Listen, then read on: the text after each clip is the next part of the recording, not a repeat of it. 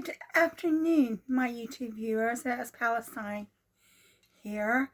This is take 2 of the video that I made this morning when I was sitting in the dining facility of the hospital. And so basically, when I was sitting in the dining facility and the hospital, they had workmen and they were making a lot of noise. And I went ahead and made the video, even though the workmen made a lot of noise.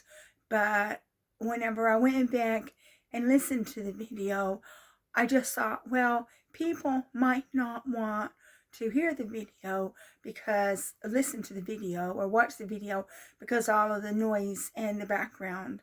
And I thought about it and I decided I'll go ahead and do the video a second time.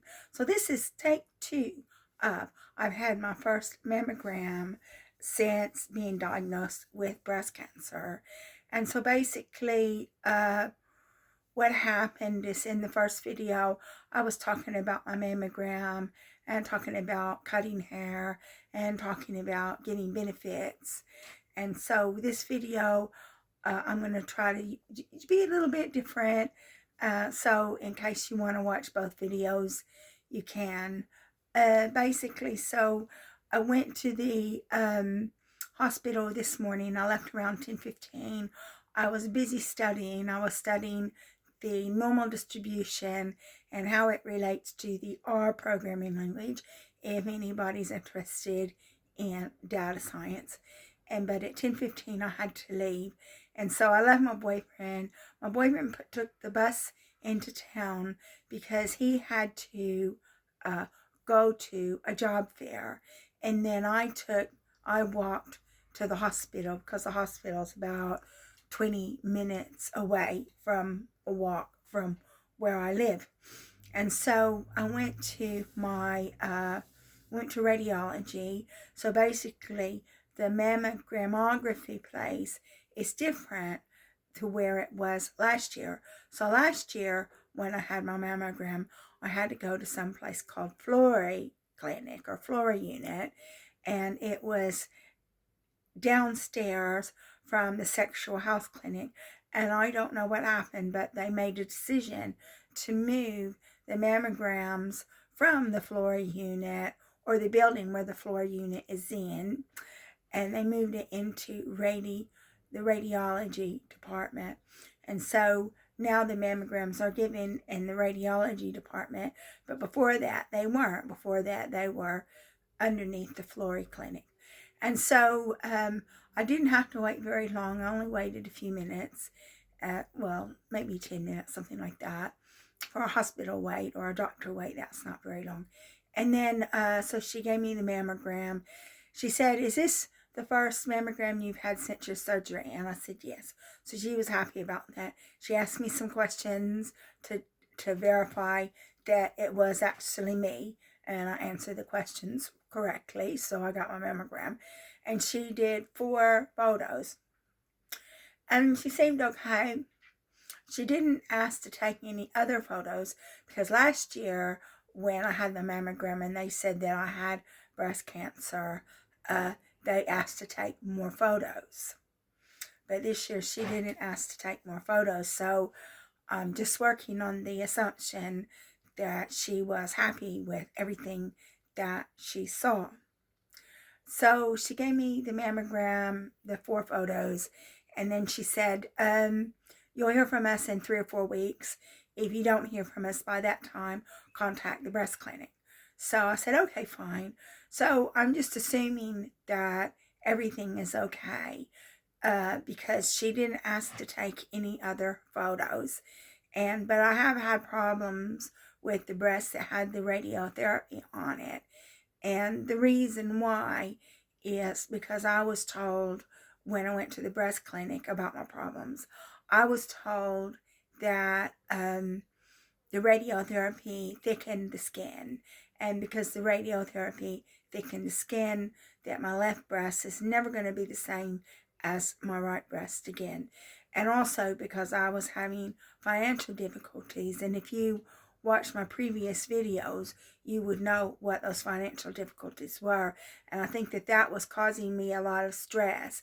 And because it was causing me a lot of stress, I was like more aware of what was going on with my breast. And also I think I had an infection, and I think maybe, and then so that one particular financial difficulty was resolved, and maybe that calmed me down a bit. And so I think maybe the infection cleared on its own because I didn't take any antibiotics or anything like that for it. And then so whenever I finished my mammogram, I phoned my boyfriend. I said, "Where are you? What are you doing?" And then I went downstairs to make the first video, which I might just delete it because I don't think anybody's going to want to hear all that racket. And then I took the bus. After I finished the video, I took the bus into town. And so I decided that what I would do is I would go to where this job fair is, which it's in the town hall. And then I saw my boyfriend. Now, my boyfriend was told that he had to go to this job fair. He was told he had to be there at 11:30. So I don't know how they're going to check to make sure he was there. I don't know if they have spies, watching to see if he turns up. But I told him, I said, when you get there, you be sure and take a selfie. You take a selfie of you standing there in that job fair. And so I asked him, I said, "Did you take a selfie?" And he said yes, that he took a selfie with him in that job fair. And he said that he took pictures of the stalls as well. So if anybody wants to come back and say that they didn't see him at the job fair, he can produce evidence that he was in the job fair because he took a selfie. And then we went and had lunch because by this time I was hungry, So then we went and had lunch, and we went to this Korean street food place. But still, even at the Korean street food place, it was $8.25 per portion. And so I told my boyfriend, because I wanted to eat there, and my boyfriend's buying chicken tonight, and we were just in town, and I don't like eating sandwiches. I eat sandwiches every day. So I told my boyfriend, I said I would pay.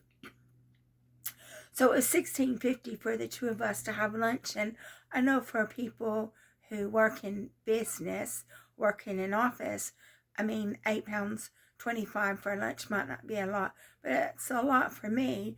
But I was hungry, and I was in town, and I didn't want to eat a sandwich. I eat sandwiches every single day at work, and I didn't want to eat a sandwich. So I had Korean fried chicken, and my boyfriend had Korean fried chicken, and we had sauce on top, and we had sesames, and it was on a bed of rice with sweet potato noodles and some cabbage, and it was really good, even if it was more money than I would like to have paid. And then so I was talking to my boyfriend about some issues about him applying for jobs, and it's for him to talk about those issues. I can't talk about those issues. It's for him to talk about those issues. But I told him about somebody I know who had a similar incident, actually much worse incident than what he had. So he decided that he was going to go back into that job fair, and he was going to try to get a job as a care assistant, a carer, because I have a friend who had an incident a couple of decades ago, and he told me that whenever you have an incident, we'll just call it an incident, that after 10 years it's spent. So that's what I told my boyfriend. And then so my boyfriend said he's going to go ahead and apply for some carer jobs and see if he gets anywhere with those carer jobs. And the reason why is because he's very limited in what he can do because he has learning difficulties.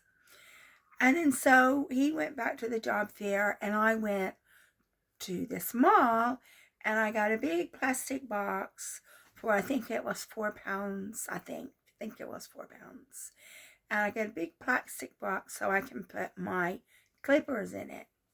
And so I've got a big plastic box with my hair clippers. So I can keep the clippers in the big plastic box, because yesterday I tried to put them in a metal box and the metal box was too small. So now it's in a plastic box. And then I came home and I finished studying. And then what I was going to study, I'm never going to be finished studying, but I was finished studying what I was going to study, which was the normal distribution with regard to R programming, if you're interested. And I thought about it, and I thought that perhaps I should go ahead and redo this video for my mammogram, because I thought, well, perhaps nobody's going to want to watch that video with the workmen. So that's what I've done. I've redone the video. So now that I think about it, I think I'm probably going to delete the initial video because it's too noisy and too much racket. So basically, I've discussed my mammogram and how I did have some skin anxiety.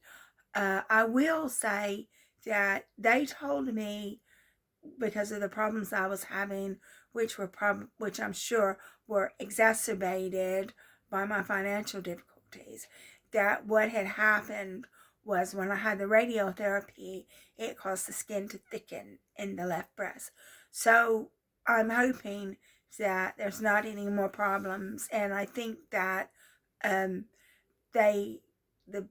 radiographer doesn't think there's going to be any problem, because maybe 1 year is not going to be long enough for the cancer to come back, because I was speaking to another lady, and she and her sister both had cancer, but her sister didn't want to have chemotherapy and she didn't want to have radiotherapy, so the cancer came back in 2 years.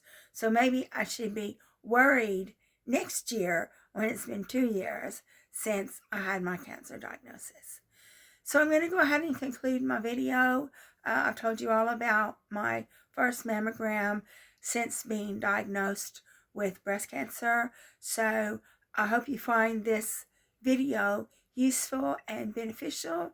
I will be making another video for you on 1st April when I have my dental appointment. So that's going to be another problem, because my teeth are in terrible condition, and when I go see the dentist, I'm going to have to tell him that I'm on an aromatase inhibitor, which has caused me to have osteopenia, and I don't know what effect that's having on my teeth.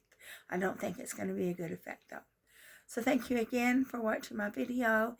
It means a lot to me that people are watching my videos, and I'll be making another video for you very soon.